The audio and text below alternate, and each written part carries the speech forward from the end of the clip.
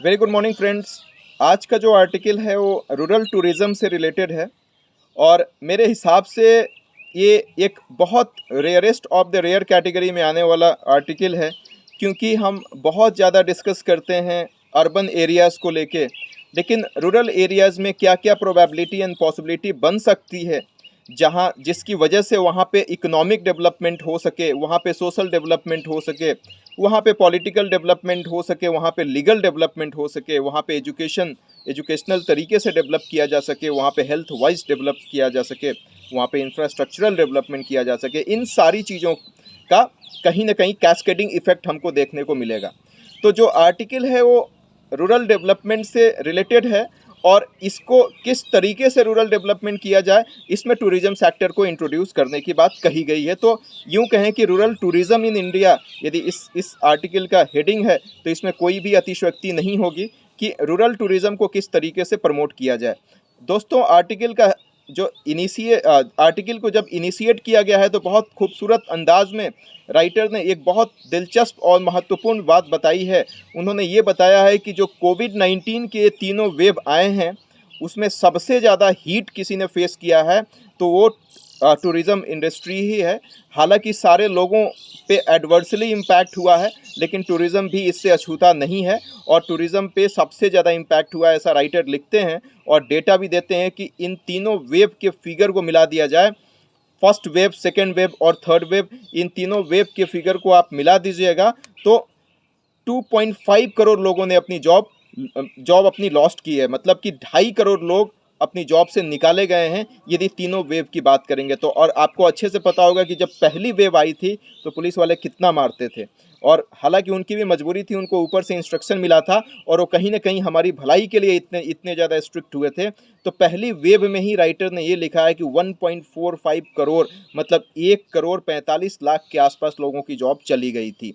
तो ये एक बहुत बड़ी बात है। हालांकि राइटर ने ये भी बताया है कि देखिए, यदि ये तीनों वेब को आप मिला दें और 2.5 करोड़ का फिगर आप लिख रहे हैं, तो 2.5 करोड़ लोग ही एडवर्सली इम्पैक्ट नहीं हुए हैं। उससे 2.5 करोड़ इंटू मिनिमम 5 कर दीजिए या 4 कर दीजिए, उतने लोग इम्पैक्ट हुए हैं। और वो कैसे बता रहे हैं, सपोज दैट कि मैं किसी टूरिस्ट मैं कोई टूरिस्ट गाइड हूँ या मैं किसी टूरिस्ट इंडस्ट्री में काम करता हूँ, टूरिज्म की इंडस्ट्री में काम करता हूँ और मेरी जॉब चली गई और मेरी फैमिली में और भी 4-5 लोग हैं जो मेरे पे डिपेंडेंट हैं, तो कहीं ना कहीं वो भी इम्पैक्ट होंगे। मेरा मजबूत होना उनके लिए भी एक मजबूत होना होगा और मेरा कमज़ोर हो जाना उनके लिए भी एक कमज़ोर होगा। तो कहने का मतलब कि वो सिर्फ 2.5 करोड़ लोग इम्पैक्ट नहीं हुए हैं, उनसे रिलेटेड जितने भी लोग थे वो कहीं ना कहीं इम्पैक्ट हुए हैं। तो 4 या 5 से मल्टीप्लाई करेंगे तो ये फिगर मेरे हिसाब से 10 करोड़ के आसपास पहुंचता है। तो इसी चीज़ को लेके मंडे को संसद में एक नया स्कीम लाया गया और इस स्कीम के तहत ये बताया गया कि अब जो भी टूरिज़्म से रिलेटेड, ट्रैवल एंड टूरिज़्म से रिलेटेड स्टेक होल्डर्स हैं, उनको बिना इंटरेस्ट 10 लाख रुपए का लोन मिल सकता है और यदि कोई टूरिस्ट गाइड है उसको भी विदाउट इंटरेस्ट 1 लाख रुपए का लोन मिल सकता है। एक अच्छा कदम है।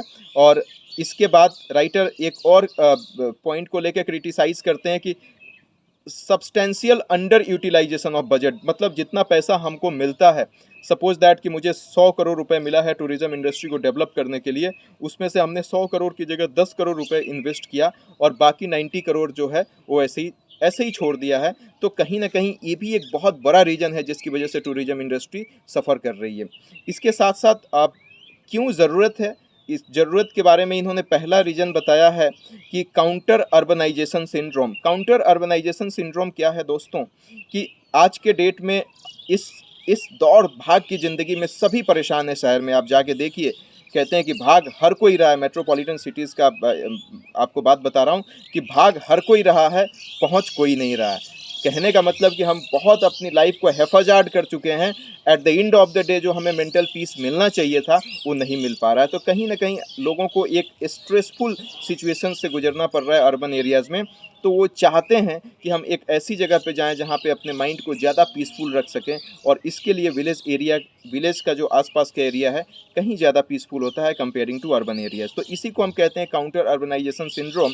ये भी एक बड़ी वजह है जिसकी वजह से रूरल टूरिज़्म को प्रमोट करने की ज़रूरत है। इसके साथ साथ लोगों को एक बहुत ज़्यादा क्यूरियस होते हैं लोग अर्बन एरियाज़ में जो लोग रहते हैं। अभी भी व्हाट्सएप पे मुझे किसी ने मैसेज भेजा था कि वो आंगन दिखाने बच्चों, वो रहता तो शहर में, बहुत बड़े शहर में है, बहुत बहुत बड़ा फ्लैट्स है, लेकिन अभी भी आंगन दिखाने वो अपने बच्चों को गांव लेके जाता है। तो कहने का मतलब यही हुआ कि गांव की चीज़ों के लिए लोग बहुत क्यूरियस होते हैं। मैं बचपन से शहर में रहता हूँ, लेकिन मेरे पिताजी की जब छुट्टी होती थी और जब वो गर्मियों की छुट्टी में वापस हम लोगों को अपने अपने गाँव लेकर आते थे, तो हम 2 किलोमीटर पहले से ही जब हमें गांव दिख जाता था, 1 किलोमीटर या 1 किलोमीटर से थोड़ा कम 500 मीटर पे दिख जाता था, तो हम खुशी के मारे भागना चालू कर देते थे। और जब यहाँ से वापस शहर में जाना होता था तो बहुत अजीब सा लगता था कि अब चले जाएंगे, ये गांव छोड़ के जाना पड़ेगा, कैसा लगेगा। वो अटैचमेंट, वो मैं शब्दों में बयां नहीं कर सकता हूँ। वो जो रिलेशन था, वो जो लव था, जो रोमांटिक रिलेशंस था जो विलेज से, वो आज भी बना हुआ है और जीवन पर्यंत बना रहेगा। तो कहने का मतलब कि बहुत ज़्यादा क्यूरियस होते हैं लोग विलेज के लिए। इसके साथ साथ एक नई बिजनेस अपॉर्चुनिटी भी हो सकता है कि आप देखिए कितना माइग्रेशन होता है लोगों का। मैं यहाँ अभी विलेज में हूँ अपने, लेकिन मैं भी दिल्ली में रहता हूँ। मैं क्यों दिल्ली में रहता हूँ? क्योंकि मुझे यहाँ पे एम्प्लॉयमेंट नहीं है। जिस तरीके की एम्प्लॉयमेंट मुझे दिल्ली में मिली है, उस तरीके का एम्प्लॉयमेंट मेरा यहाँ पे नहीं है, तो इसलिए मुझे जाना पड़ता है। तो माइग्रेशंस को भी यदि रोकना है तो कहीं ना कहीं हमें रूरल एरियाज़ को डेवलप करना पड़ेगा। रूरल एरियाज़ में रोज़गार के अवसर ढूंढने पड़ेंगे। रूरल एरियाज़ में रोज़गार को कहीं ना कहीं से हमें जनरेट करना पड़ेगा, एम्प्लॉयमेंट को जनरेट करना पड़ेगा। तभी जाके हम पलायन रोक सकते हैं, तभी जाके हम माइग्रेशन रोक सकते हैं। और इसके साथ साथ एटीट्यूड भी चेंज करने की ज़रूरत है कि जो जो टूरिस्ट आते हैं, चाहे वो दूसरी कंट्री से आ रहे हैं या इंडिया के ही लोग एक जगह से दूसरी जगह जा रहे हैं, तो उनके एटीट्यूड को भी चेंज करने की ज़रूरत है कि आप थोड़े रूरल एरियाज़ में भी आके देखिए। जो जो रास्ता शहर से गांव की तरफ जाता है, वो रास्ता, जो रास्ता गांव से शहर की तरफ चला जाता है, वो रास्ता शहर से गांव की तरफ भी तो आता है। तो इस तरीके से उनके एटीट्यूड को चेंज करने की ज़रूरत है। रही बात और क्या क्या बेनिफिट्स हो सकते हैं, तो लोकल कल्चर एंड हेरिटेज इससे प्रमोट हो सकता है। इससे विमेन एम्पावरमेंट का एक क्लासिकल एग्जांपल होगा, क्योंकि विलेज एरिया में बहुत ज़्यादा जो महिलाएं हैं वो एम्पावर नहीं है, इकोनॉमिकली तो बिल्कुल भी नहीं है, बहुत कम है कंपेयरिंग टू अर्बन एरियाज़। तो ये विमेन एम्पावरमेंट का एक क्लासिकल एग्जांपल हो सकता है। इसके साथ साथ गरीबी एलिविएटिंग पॉवर्टी की बात की गई है कि भाई यहाँ पे जब टूरिस्ट प्लेस इसको बनाया जाएगा तो डेफिनेटली यहाँ पे बहुत बहुत ज़्यादा जो आसपास के एरिया है वो फ्लरिश होगा, इकोनॉमिकली डेवलप्ड होगा, तो गरीबी दूर होगी। इसके साथ साथ इंफ्रास्ट्रक्चर अपने आप इम्प्रूव हो जाएगा, एम्प्लॉयमेंट जनरेट होगा, इन्वायरमेंटल डिग्रेडेशन जो किया जा रहा है बहुत मैसिव स्केल पे, उसको हम बचा सकते हैं। लेकिन इसके साथ साथ कुछ चैलेंजेस हैं। चैलेंजेस में इन्होंने लिखा है कम्युनिकेशन स्किल।